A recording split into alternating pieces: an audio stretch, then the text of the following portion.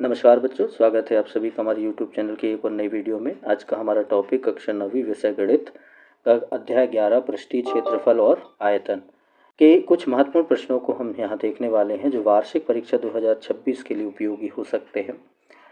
चलिए हम बढ़ते हैं अपने टॉपिक पर। टॉपिक में आगे बढ़ने से पहले यदि आपने हमारा चैनल सब्सक्राइब नहीं किया उसे सब्सक्राइब जरूर करें, क्योंकि इससे रिलेटेड वीडियो आपको हमारे चैनल पर मिलते रहते हैं। चलिए बढ़ते हैं हम अपने टॉपिक की ओर।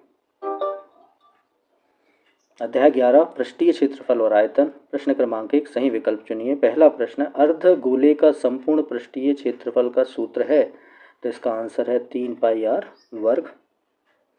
दूसरा, निम्नलिखित में से ठोस आकृति नहीं है, वर्ग, तो इसका आंसर है बा वर्ग।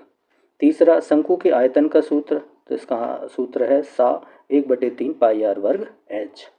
चौथा प्रश्न, शंकु की तिर्यक ऊंचाई होती है L बराबर h का वर्ग धन r का वर्ग दा। पांचवा, निम्नलिखित में से कौन सी समतल आकृति है, बा वर्ग। आगे बढ़ते हैं अगले प्रश्न की ओर। प्रश्न क्रमांक 2 रिक्त स्थानों की पूर्ति कीजिए। पहला, गोले का पृष्ठीय क्षेत्रफल, तो गोले का जो पृष्ठीय क्षेत्रफल होता है वो होता है 4 पाई r वर्ग, जहां r जो है गोले की त्रिज्या है। दूसरा, अर्धगोले का आयतन, तो इसका आयतन होता है 2/3 पाई r की घात 3।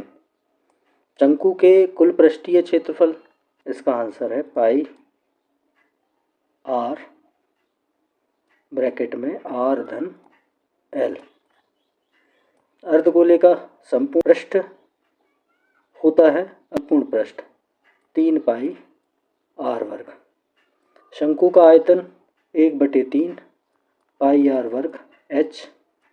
छठा, यदि शंकु और बेलन के आधार की त्रिज्या एक ही हो और ऊंचाई भी एक ही हो तो शंकु का आयतन बेलन के आयतन का 1/3 होता है।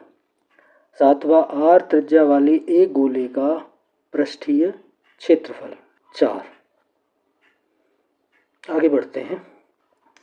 एक शब्द या वाक्य में उत्तर लिखिए। पहला, शंकु के पृष्ठीय क्षेत्रफल का सूत्र पाई r l।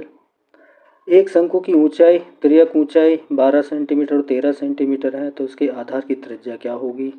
उसकी आधार की त्रिज्या 5 होगी। तीसरा, 3 सेंटीमीटर त्रिज्या वाले गोले का आयतन, तो इसे हमें निकालना होगा। चौथा, अर्धगोले के वक्र पृष्ठीय क्षेत्रफल का सूत्र, अर्धगोले का वक्र पृष्ठीय क्षेत्रफल, तो ये होता है 2 पाई r²। अर्धगोले में कितनी फलकें होती हैं? इसका आंसर है 2। आगे बढ़ते हैं। चौथा, सही जोड़ी मिलाइए। शंकु का आयतन 1/3 पाई r h, अर्धगोले का पृष्ठीय क्षेत्रफल 3 पाई r वर्ग, शंकु का कुल पृष्ठीय क्षेत्रफल पाई r धन l, शंकु का वक्र पृष्ठीय क्षेत्रफल पाई r l। पांचवा, अर्धगोले का आयतन 2/3 पाई r की घात 3, गोले का आयतन 4/3 पाई r की घात 3। इस तरह सही जोड़ी का मिलान कर लेंगे। आगे बढ़ते हैं। सत्यासत्य। पहला, आयत, वृत्त, वर्ग इत्यादि समतल आकृतियों के उदाहरण हैं, ये कथन सत्य। दूसरा, गोला और शंकु ठोस आकृति के उदाहरण नहीं है, ये गलत।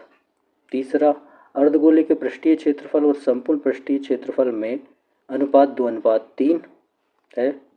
चौथा, समान त्रिज्या एवं ऊंचाई वाले 3 शंकुओं का आयतन बेलन के आयतन के बराबर होता है, ये कथन सत्य हो जाएगा।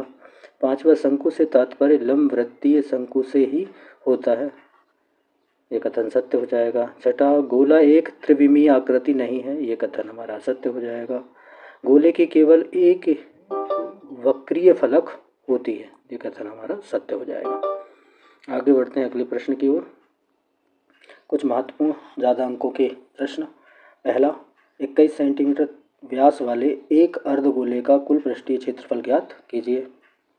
दूसरा, एक शंकु का कुल पृष्ठीय क्षेत्रफल ज्ञात कीजिए जिसकी तिर्यक ऊंचाई 21 सेंटीमीटर, आधार का व्यास 24 सेंटीमीटर है।